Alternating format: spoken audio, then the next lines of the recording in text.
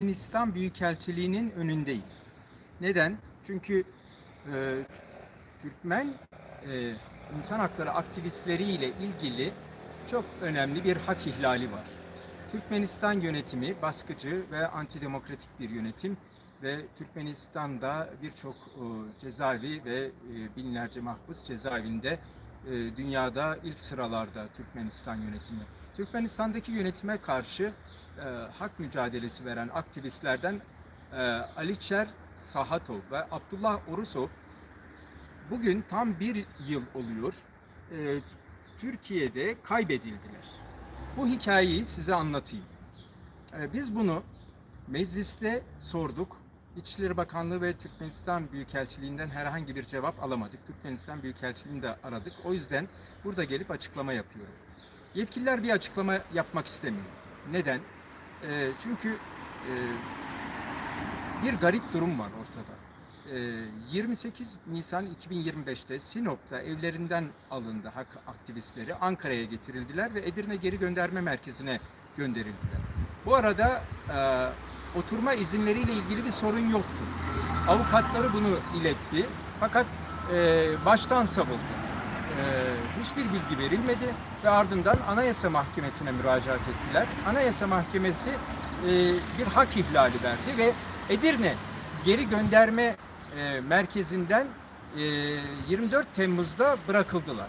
Fakat bırakıldıktan sonra aileleri onları beklerken onlar bir anda yok oldular, kayboldular. Aileleri Geri Gönderme Merkezi çıkışı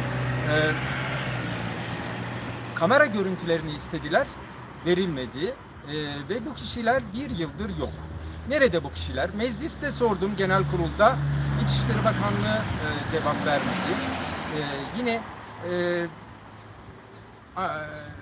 avukatları Birleşmiş Milletler Zorla Kaybedilmeler ve Kaçırılmalar Çalışma Grubu'na başvurdu. Türkiye oraya tatminkar bir cevap vermedi. Ben de bunun üzerine Ankara'daki Türkmenistan Büyükelçiliği önüne geldim. Türkmenistan'daki antidemokratik, otoriter yönetimi eleştiren bu kişiler Aliçer Sahatov ve Abdullah Orusov neredeler? Ben onların hakkında İçişleri Bakanlığı ve Adalet Bakanlığı'na birçok soru önergesi verdim. Cevap yok. Ve şunları da söyleyeyim. Hak aktivistleri bu konuda mücadele de veriyorlar ve ailelerini görüyorsunuz. Aliçer Sahatov'un çocukları var, eşi var. Eşi sosyal medyada büyük bir gayret sarf ediyor. Fakat kendisi hakkında hiçbir bilgi verilmiyor. Evet, biz Türkmenistan Büyükelçiliği önünde soruyoruz. Bakın gördüğünüz gibi bu kişiler kayboldular veyahut da kaybedildiler. Nerede bu kişiler? Tahminimiz Türkmenistan'a gönderildikleri yönünde. Fakat gönderilmeleri halinde hayati tehlike riski var. Acaba orada işkence altında veyahut da hayatlarını kaybetmiş haldeler mi? Onu da bilmiyoruz.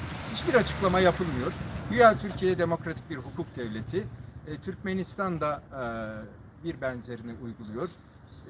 Karşılıklı kaybedilmeler var Türkmenistan-Türkiye arasında. Burada bir pazarlık mı var? Bunu da bilmiyoruz ve öğrenmek istiyoruz. Buradan bu konuda açıklama yapıyor. Herkesi sevgiyle, saygıyla selamlıyorum.